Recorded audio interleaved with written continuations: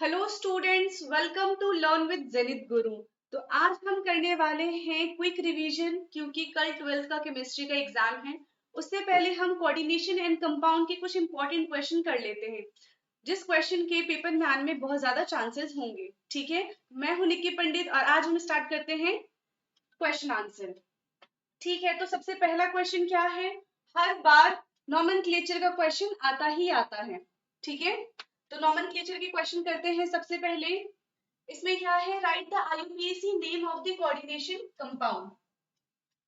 First है CONH3 का whole 6 NCl3।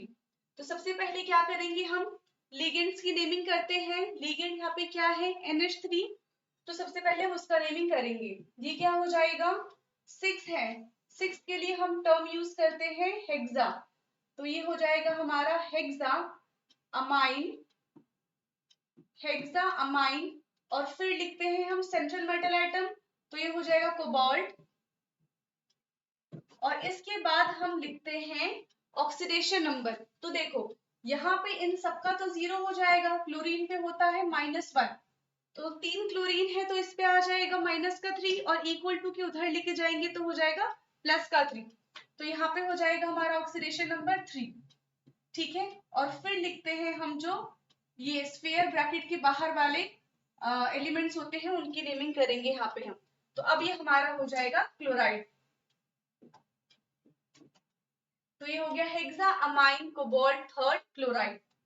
Second वाले का भी ऐसे ही करते हैं। सबसे पहले लीगेंड लिखेंगे। यहाँ पे 2 लीगेंड है NH3 and Cl। तो सबसे पहले हम वो लीगेंड लिखेंगे जो अल्फाबेटिकली पहले आता है।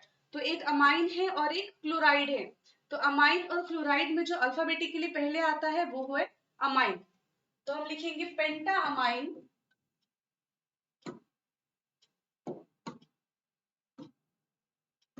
पेंटा अमाइन। और क्लोरीन, अब ये देखो ये यहाँ पे क्लोरीन की जगह हो जाएगा क्लोराइडो।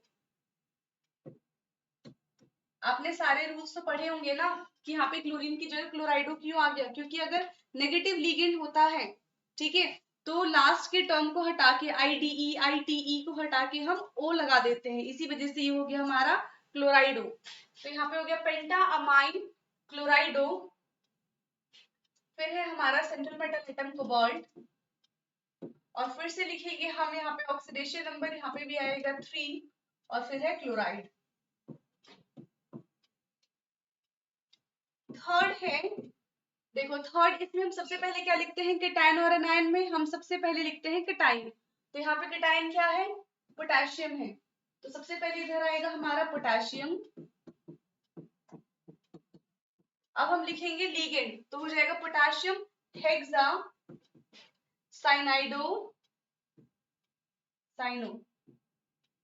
फिर है आयरन का हमारा हो जाएगा, क्योंकि ये पूरा नेगेटिव है और ये पॉजिटिव है।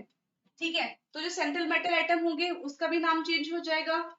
तो कहाँ से आया है? आयरन आया है फेरेट से। तो यहाँ पे हमारा हो जाएगा hexacyanoferrate. Oxidation number इसका है 3। ठीक है, और स्क्वायर ब्रैकेट के बाहर कोई भी अदर एलिमेंट नहीं है, इसलिए हमने यहाँ पे मेंशन नहीं किया। इसके बाद फोर्थ, इसमें भी सबसे पहले लिखेंगे पोटेशियम। तो यहाँ पे पोटेशियम हमारा केटायन है और ये पूरा ग्रुप हमारा एनायन हो गया। तो पोटेशियम ट्राई ऑक्सिलेटो, पोटेशियम ट्राई ऑक्सिलेटो। फिर से आयरन नेगेटिव है तो यहाँ पे हो जाएगा फेरेट थर्ड, यानी कि इसका ऑक्सीडेशन नंबर। फिफ्थ है पोटेशियम, ये केटायन है और ये पूरा अनायन हो गया। तो ये है हमारा पोटेशियम टेट्रा, 4 के लिए आता है टेट्रा क्लोराइडो। Potassium tetra क्लोराइडो। अब देखो ये पूरा ग्रुप कैसा है? नेगेटिव है। तो PD पैलेडियम की जगह क्या आ जाएगा हमारा? पैलेडिएट। और यहाँ पे ऑक्सीडेशन नंबर आएगा 2। फिर है 6। अब इसकी नेमिंग करते हैं। देखो सबसे पहले इसमें ये देखना है कि लिगेंड कौन कौन से हैं। तो हमें ये NH3 और Cl दिख रहा है, Cl के अंदर ये वाले लिगेंड्स है, ठीक है। तो सबसे पहले हम लिखेंगे यहाँ पे डायअमाइन, क्लोरीन है, नेगेटिव है, तो क्या हो जाएगा क्लोरीन का, क्लोराइडो, डायअमाइन क्लोराइडो। और क्लोरीन के अंदर है हमारा मिथाइल अमाइन, NH2CH3 को हम लिखेंगे यहाँ पे मिथाइल अमाइन।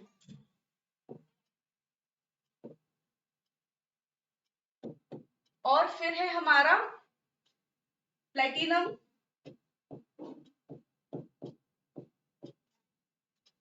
ठीक है। फिर लिखेंगे हम oxidation number and then chloride.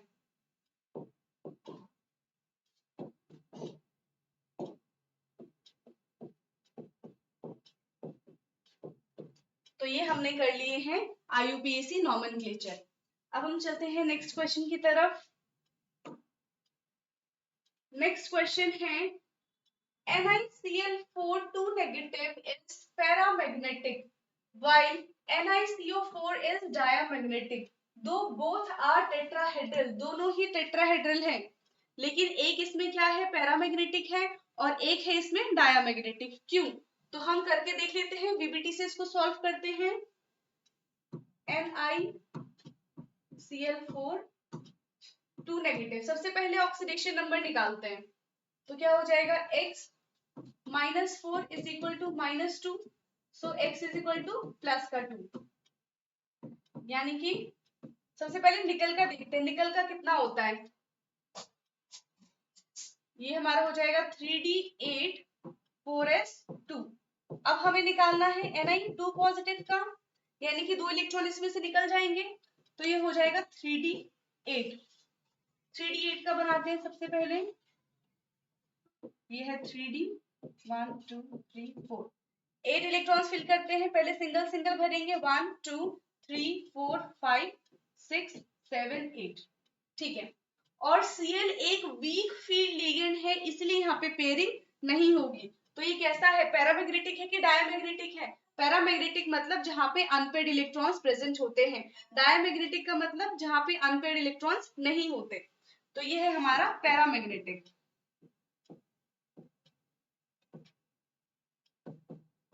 ठीक है, हमें पता चलिए कि ये पैरामैग्नेटिक क्यों है। अब ऐसे ही हम इसके लिए कर लेते हैं NiCO का होल 4, ठीक है। ऑक्सीडेशन नंबर निकालते हैं हम यहाँ पे इसका, तो क्या हो जाएगा, Ni पे कोई चार्ज नहीं है, X प्लस कोबाल्ट का यहाँ पे हो जाएगा, ये CO का यहाँ पे हो जाएगा 0, तो X हमारा रह जाएगा, X हमारा हो जाएगा यहाँ पे 0, यानी कि निकल का हो जाता है 3D8 4s2, ठीक है। तो फिल करते हैं हम 1 2 3 4, 1 2 3 4 5 6 7 8, ये है 3D। अब बनाएंगे हम 4s 1 2, ये है 4s, क्योंकि यहाँ पे CO जो होता है वो एक स्ट्रॉन्ग फील्ड लिगेंड है, तो यहाँ पे पेयरिंग होगी, ठीक है। तो एक इलेक्ट्रॉन जाएगा इसके पास और दूसरा इलेक्ट्रॉन जाएगा इसके पास, तो यहाँ पे हो जाएगा हमारा 1 2 3, यानी कि यहाँ पे जो 3D सीरीज है वो पूरी फिल है, यहाँ पे एक भी अनपेयर्ड इलेक्ट्रॉन्स नहीं है, तो ये क्या हो जाएगा, डायमैग्नेटिक। ठीक है, हमें मिल गया इसका आंसर कि NiCl4 जो है वो पैरामैग्नेटिक क्यों है, जबकि NiCO4 डायमैग्नेटिक है, ऑल्दो बोथ आर टेट्राहेड्रल। अब चलते हैं नेक्स्ट क्वेश्चन की तरफ। नेक्स्ट क्वेश्चन है explain CONH3 whole 6 is an inner orbital complex where NiCH3 6 2 positive is an outer orbital complex। तो हो जाएगा CONH3 6 3 पॉजिटिव। तो कोबाल्ट का ऑक्सीडेशन नंबर यहाँ पे 3 है, क्योंकि NH3 का तो 0 होता है, ठीक है। तो हमारा कोबाल्ट आएगा 7 नंबर पे, तो ये हो जाएगा 3d7 4s2 और कोबाल्ट 3 पॉजिटिव होगा हमारा 3d6। तो 3d6 के लिए बनाते हैं हम, ये हमारा 3d 1 2 3 4 5 6। 3d के साथ जो NH3 है, NH3 is a strong field ligand, तो ये क्या करेगा, पेयरिंग करेगा। ये वाला इलेक्ट्रॉन इसके साथ जाके पेयर हो जाएगा, ये वाला इलेक्ट्रॉन इसके साथ जाके पेयर हो जाएगा। अब क्या हुआ, 1 2 3 4 इलेक्ट्रॉन फिल कर दिए हमने, ठीक है। 3d के बाद आता है हमारा 4s जो कि खाली है, ठीक है, और फिर आएगा हमारा 4p। तो देखो कितने हमें लिगेंड्स की जगह बनानी है, 6। तो 1 2 3 4 5 और 6।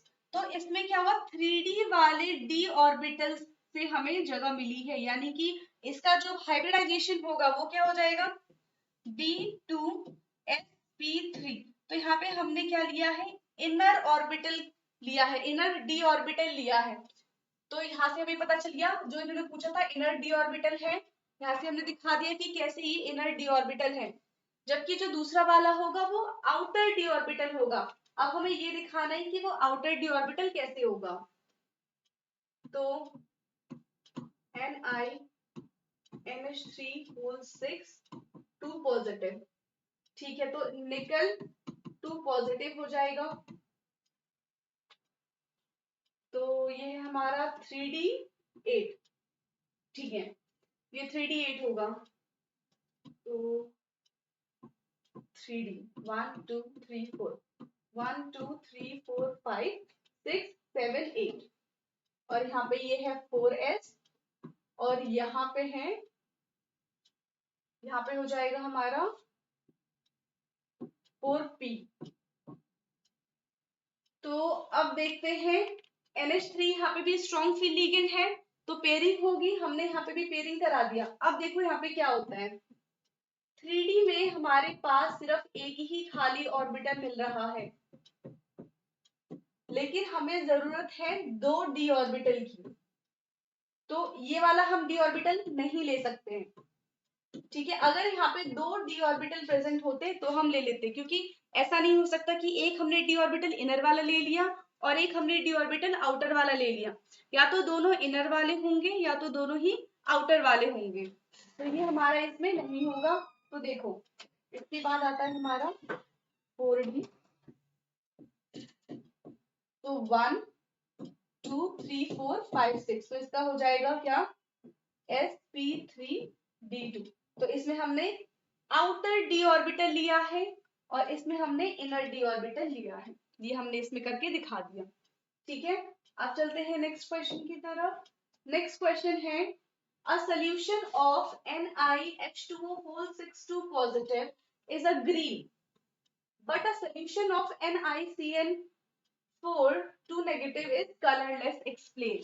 कैसे होगा, ग्रीन कलर है और उसमें कलरलेस है। तो देखो कलर कब शो होता है, जब हमारे पास अनपेड इलेक्ट्रॉन्स होते हैं, वो तभी कलर शो करेगा। अगर अनपेड इलेक्ट्रॉन नहीं है तो वो कलर शो नहीं करेगा। तो हमें इसमें दिखाना पड़ेगा कि जो NiH2O 6 है इसके पास अनपेड इलेक्ट्रॉन्स है, जबकि जो NiCN4 है उसके पास अनपेड इलेक्ट्रॉन नहीं है, इसी वजह से वो कलरलेस है, ठीक है। तो NiH2O 6 2 पॉजिटिव, तो Ni2 पॉजिटिव यानी कि 3d8 है, 1 2 3 4 5 6 7 8, ये हमारा 3d, ये है 4s और ये है 4p। अब देखो यहाँ पे पेयरिंग नहीं हो सकती, क्यों, क्योंकि जो H2 होता है वो वीक फील्ड लिगेंड है और वीक फील्ड लिगेंड पेयरिंग नहीं करता है, इसी वजह से यहाँ पे पेयरिंग नहीं होगी। तो यहाँ पे अनपेयर्ड इलेक्ट्रॉन्स हैं, टोटल अनपेयर्ड इलेक्ट्रॉन्स यहाँ पे 2 है। अब हम इसका बना के देखते हैं। NiCN4 2 नेगेटिव, तो ये भी Ni2 पॉजिटिव हो जाएगा, तो ये है 3D8।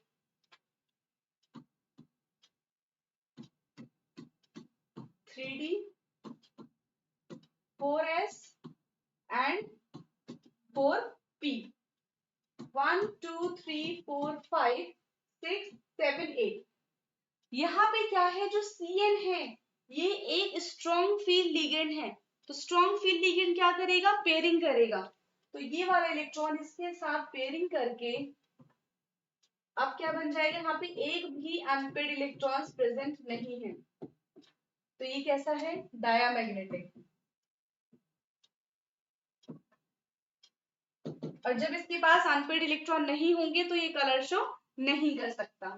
ठीक है, तो हम इसका आंसर क्या लिख सकते हैं, NiH2O6 have 2 unpaired of electrons, और unpaired of electrons क्या शो करते हैं, कलर शो करते हैं, dd ट्रांजिशन शो करेंगे, whereas NiCN4 is diamagnetic। ठीक है, जिसकी वजह से वो कलर शो नहीं कर सकते। Next, explain the violet color of the complex TiH2O6 3 positive on the basis of crystal field theory। अभी तक हमने जितने भी क्वेश्चन किए थे वो बीबीटी पे बेस्ड थे, अब हम करने वाले हैं क्रिस्टल फील्ड से। तो क्रिस्टल फील्ड की हेल्प से हमें बताना है कि जो TiH2O6 है वो कैसा कलर का है, वॉयलेट कलर का है। तो हमें सिर्फ इसमें इतना बताना है कि हाँ वो कलर शो कर सकता है। ठीक है, उसके लिए क्या होना चाहिए, अनपेड इलेक्ट्रॉन होना चाहिए, इसमें dd ट्रांजिशन होना चाहिए। तो TiH2O6 3 पॉजिटिव, तो यहाँ पे Ti3 हो जाएगा। तो नॉर्मल टाइटेनियम का होता है 3d2 4s2, इसमें से हम 3 माइनस कर देंगे तो हो जाएगा हमारा 3d1। अब हम d ऑर्बिटल का स्प्लिटिंग करेंगे, ये हमारा 3d है, d ऑर्बिटल का हम जब स्प्लिटिंग करेंगे 4 ऑक्टाहेड्रल, और यहाँ पे हमने, ये है हमारा T2G और ये है हमारा EG। ठीक है, अब ये एक इलेक्ट्रॉन है, अब ये एक इलेक्ट्रॉन क्या करेगा, एक साइड होके इसमें चला जाएगा और यहाँ पे ये dd ट्रांजिशन शो करेगा। dd ट्रांजिशन शो करने की वजह से क्या होगा कि ये वॉयलेट कलर,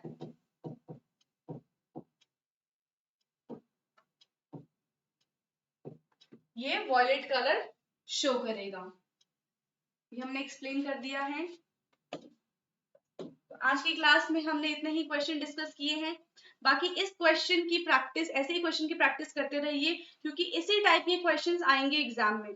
ठीक है, और इसमें इजीली मार्क्स मिल जाते हैं, ज्यादा थ्योरी नहीं है इसमें, बस बीबीटी है, सीएफटी है और आईयूपीएसी ने बहुत अच्छे से करके जाना है, इन पे क्वेश्चन आते ही हैं हर साल। ठीक है, थैंक यू।